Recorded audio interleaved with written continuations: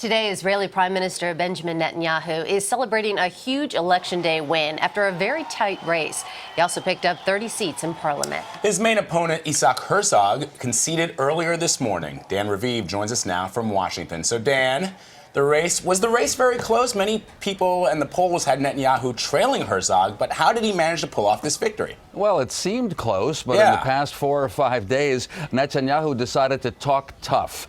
It wasn't so much what he said, and I know there have been headlines saying that he's given up on the two-state solution and says there never will be an independent Palestinian state on his watch. I think it was how he said it. He wanted to appear like a decisive leader who would stand up to pressure from the entire world on the Palestinian issue, to President Obama on the Iran nuclear issue, and that seemed to have an impact on voters. Vlad and Meg, in fact, I thought of a parallel to American politics. In 1972, the incumbent president, Richard Nixon, was running against Senator George McGovern, the Democrat, and McGovern seemed to be the peace candidate, what with the Vietnam War raging. And so if you were a liberal, not only did you want McGovern to win, but you probably convinced yourself he's going to win. People really want peace. But on the day of the voting in 1972 in November, Nixon won, and Nixon won big. Well, in a similar way, Israelis seem to have gone for their strong leader. They don't always agree with him, but apparently they trust that Netanyahu keeps them safe.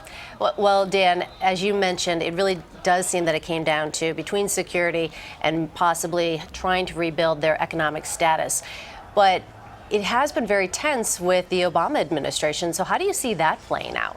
Well, this is not good news at the White House. I'm positive that Obama officials wanted Netanyahu to lose. They didn't say it in public. I'm absolutely sure. Really, just a few months ago, officials in the Obama White House were quoted very reliably to have called Netanyahu, in effect, chicken droppings, that he didn't have the courage to make big decisions for peace with the Palestinians or a concession with Iran. And Netanyahu continued to be defiant, including his big speech 15 days ago to the American Congress on the Iran issue.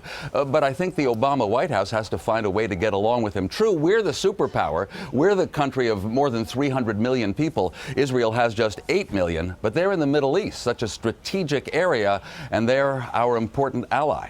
Hey, Dan, just going back to your analogy of Nixon-McGovern, I'm curious because I was talking to you earlier that I have a couple of young Israeli friends who were all in for Herzog, and I'm wondering about, does Israel have a silent majority the way Nixon had? You know, older voters that ultimately come to the polls, even though there may be a push to bring in younger people to the voting booth? And you know what else, Vlad? They don't answer exit pollsters because all 3 TV channels in Israel, when the polls closed yesterday at 4 p.m. Eastern time, it was tied. According to the exit polls, what voters had told the pollsters, it was tied, 27 seats to 27 seats. Then the actual votes were counted overnight, and Netanyahu got 30 seats, and the Labor Party just 24. Sure, there's a silent majority, and there's kind of a, well, self-delusion maybe by those liberals who want to have talks with the Palestinians and want to make concessions. Of course, we understand that, but you know, some of Barry Peterson's reporting here on CBSN from Israel included Israelis who said they would leave the country if Bibi Netanyahu were reelected. I think that will occur. There will be young, if you will, liberals who will get all disgusted and will end up moving to America or Europe or somewhere else. And Dan, before you go, how do you think this reelection will affect the Iran nuclear deal? Oh, well, listen, Meg, Netanyahu will continue to say that the deal is dangerous. And Israeli intelligence knows a lot about what Iran really is doing. If the Mossad can come up with evidence that Iran is cheating and has a secret nuclear program, you can expect the Israelis to leak that. That will mean pressure on President Obama because most of Congress seems to agree with Netanyahu.